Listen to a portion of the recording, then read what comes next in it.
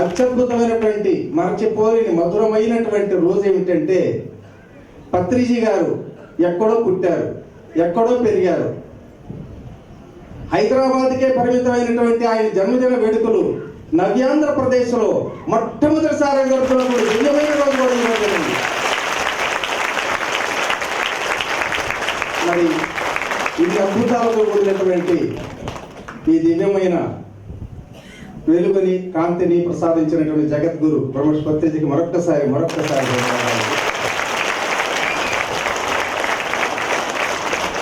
అయితే ఈ మానసరోవరాన్ని గురించి, ఇది ఏర్పడినటువంటి ఏర్పాటు ఎలా జరిగిందో ఒక 2 మాటలు వివరిస్తాను క్లుప్తంగా. నా పేరు రామిరెడ్డి అండి. వృత్తిపరంగా ఎల్ఐసి ఏజెంటు, ప్రవృత్తి పరంగా ఒక కరడుగట్టని కమ్యూనిస్టు, హేతువాదిగా, నాస్తికుడిగా, ఎవరు ఏది చెప్పినా గుడ్డిగా నమ్మలేని స్థితిలో, మరి అనుకోని విధంగా నా భార్య యొక్క బలవంతం మీద ఒకసారి బెంగళూరు పిరమిడ్ వ్యాలీలోకి వెళ్ళడం జరిగింది. పిరమిడ్ శక్తి తెలియదు, ధ్యానం తెలియదు, ఆధ్యాత్మికత అనే పదానికే ఒక అర్థం తెలియని స్థితిలో అక్కడ 5,000 మంది ధ్యానం చేస్తుంటే మొదట 2 రోజులు తదేకంగా చూసిన తర్వాత నాలో ఒక ఆతృత పెరిగింది. ఇంతమంది ఇన్ని గంటలు ధ్యానం చేస్తున్నారంటే సంథింగ్ ఏదో ఉంది, మనం కూడా చూద్దామని చెప్పి మరి 3వ రోజు నేను కూడా పిరమిడ్లోకి వెళ్ళి ధ్యానం చేసిన తర్వాత ఆ ధ్యానంలో ఒక అద్భుతమైనటువంటి అనుభూతిని పొందానండి. ప్రపంచంలో ఇంతవరకు నా అంత ఆనందంగా ఎవడూ లేడన్నటువంటి అహంతో ఉన్న రోజు నాకు ఆ రోజు బ్రహ్మానందాన్ని చూస్తానండి. ఒక సాక్ష్యాన్ని రుజువు చేసుకున్న తర్వాత, మరింత ఆసక్తి కలిగిన తర్వాత నా భార్య చేత 6 మాసాల ధ్యానం చేయించాను.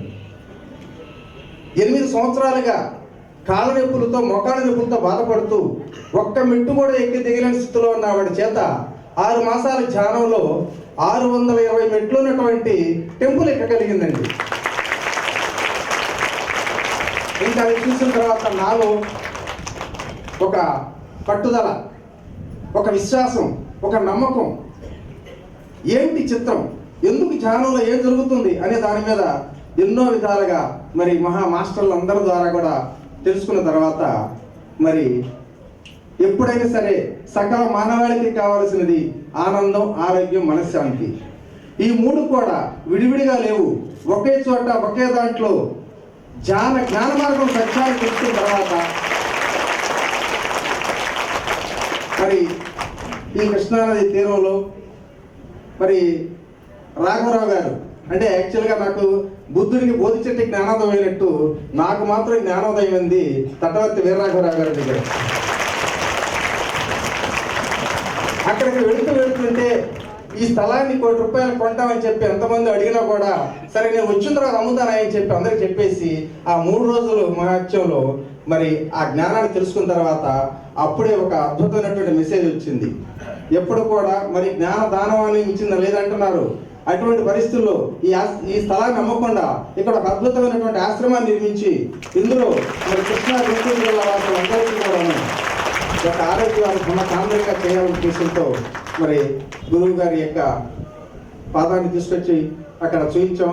లక్ష్మణరావు గారు వీళ్ళందరూ చూసిన తర్వాత మొట్టమొదటిసారి ఆ ప్లేస్లో, అంటే ఆ గట్టు దగ్గర దిగిన తర్వాత సార్ ఒకటే చెప్పాడు, రాబోయే కాలంలో సూపర్ స్పెషాలిటీ హాస్పిటల్స్ పెరుగుతాయి, సూపర్ స్పెషాలిటీ రోగులు కూడా పెరుగుతారు, కానీ ఇది ఒక సూపర్ స్పెషాలిటీ ఆంధ్రదేశానికి ఆరోగ్య వరదామ కేంద్రంగా ఒక యాత్రాస్థలంగా తయారవుతుందని చెప్పి ఆనందించారు. మరి అటువంటి ఆశీస్సులతోనే ఈ కార్యక్రమాన్ని ఇంత దిగ్విజయంగా పూర్తి చేయగలిగాం. అయితే మరి పత్రి సార్ యొక్క జన్మదినోత్సవం రోజుని మరి ఆయన యొక్క రహస్యాలు కూడా కొన్ని తెలుసుకోవాలండి. ఆయన లీలలో రహస్యాలు కూడా తెలుసుకోవాలి. మొట్టమొదట గురువులంటే పూర్తి వ్యతిరేక భావంతో నాకు సార్ మొదటిసారి చూసిన తర్వాత జీవితంలో మళ్ళీ ఇలాంటి గురువుతోటి మనకు సాంగిత్యం ఉండకూడదని చెప్పి 3 మార్కులు చెప్తున్నాను. అందరూ చెప్తున్నారు సార్ నాకు దైవ రూపంలో కనపడ్డాడు, మరి బ్రహ్మ రూపంలో కనపడ్డాడు, సాక్షాత్ షిరిడి సాయిబాబా రూపంలో కనపడ్డాడు, 1000 తలల అద్భుతమైన బ్రహ్మలా కనపడ్డాడని చెప్పట్టుంటే నాకు ఆశ్చర్యం వేసేది. కానీ నాకు ఆనాడు ఈనాడు కూడా ఆయన ఒక మానవ రూపంలో ఉన్నటువంటి ఒక మహనీయుడిగా, మరి సత్యాన్ని బోధించకుండా ఒక మహర్షిగా కనపడడానికి నాకు ఇంతవరకు ఎక్కడ కనిపించలేదండి.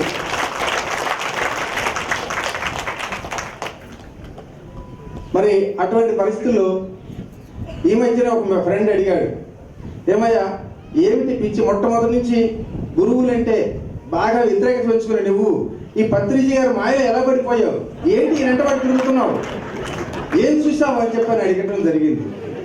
మొట్టమొదటిసారి కొత్తలో వచ్చినప్పుడు పత్రిజీ గారు అంటే ధ్యానం అంటే మంచిదే, కానీ పత్రిజీ గారిలో సదభిప్రాయం లేదండి, అందుకే దూరంగా ఉండేవాడిని. శంకర్రావు గారు అంటే వాళ్ళు వచ్చి సార్ వచ్చారు ఒకసారి కలుద్దామంటే నా మనసులో అనుకునేవాడిని, ఆ సార్ వస్తే ఏంటంట ఏంది కొడతాడో తిడతాడు, అంతకని ఇంకేం చేస్తాడని చెప్పి నేను రానయ్య అనేవాడిని.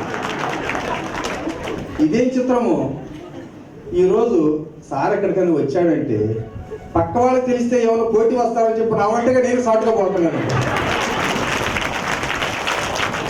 మనం రీసెంట్గా 5వ తారీఖు తెనాలి ఇస్తే వెళ్ళాం. వెళ్ళిన తర్వాత ఏంటయ్యా వచ్చావన్నాడు.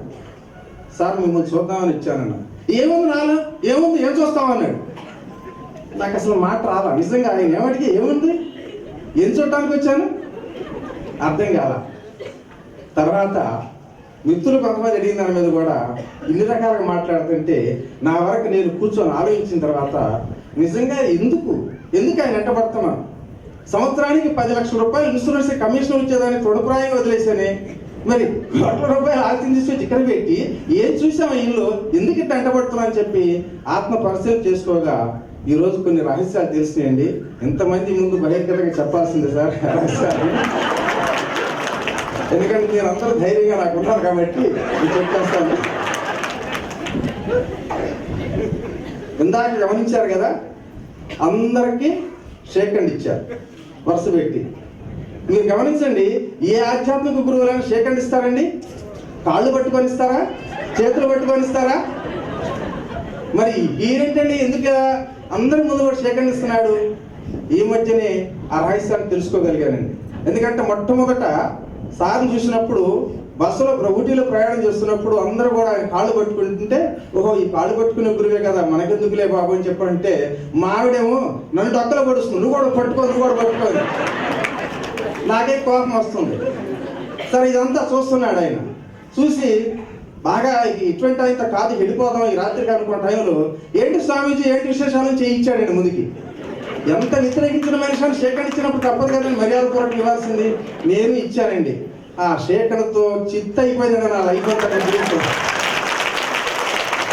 అప్పుడే చూస్తున్నా ఈ షేకన్ యొక్క మహత్యం ఏంటయ్యా అంటే, షేకన్లో రహస్యం అందరూ కూడా ఆత్మస్వరూపులే, నాలో ఏమీ లేదు, సర్వశక్తులు మీలో ఉన్నాయని ఆయన అంటున్నా మనం ఏనాడు వదిలిపెట్టాల. అంత ఆయనే చూపిస్తాడు అని వెట్టబడుతుంటే ఇది లాభం లేదనుకొని ఆయన ధ్యానం అనే దురదరసాన్ని చేతులకు రాసుకొని మనందరి చేతులకు అందిస్తున్నారండి.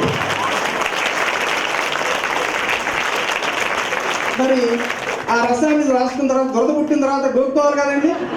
ఈ గోకటం మొదలుపెట్టేప్పటికి ఇంకొకటి చేయికి ఇచ్చి లక్షల మంది బ్రహ్మ మాసం తయారు చేసిందండి. ఇదే క్షేత్రంగా ఉన్నటువంటి రహస్యం అనుకున్నాం.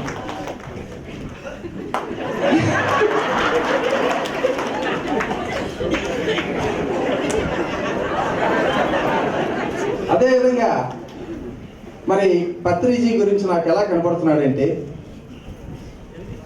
ఈ నవీన యుగంలో కుల మత వర్గాలకు అతీతంగా ప్రపంచానికి విశ్వ శాంతిని సామరస్య జీవనాన్ని అందించడానికి ది పిరమిడ్ స్పిరిచువల్ సొసైటీని స్థాపించి కేవలం